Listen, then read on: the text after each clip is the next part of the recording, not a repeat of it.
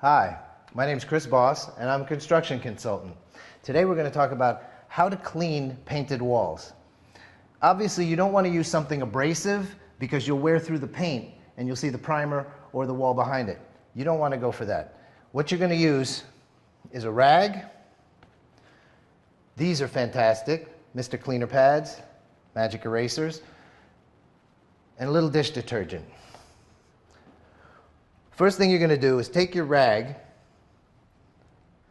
and you're going to fold it into what's called a burnish, which is where you tuck all the ends so that you have no seams on one side.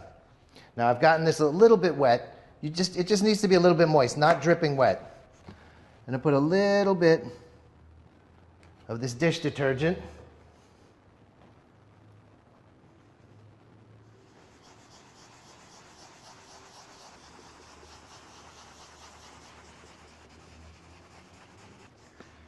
Now, if the stain's a little more stubborn and it's not coming out, that's where I recommend these magic erasers. And believe it or not, they really are magic.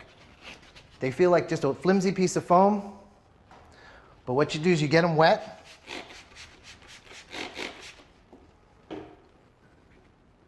and these things will take off almost any stain.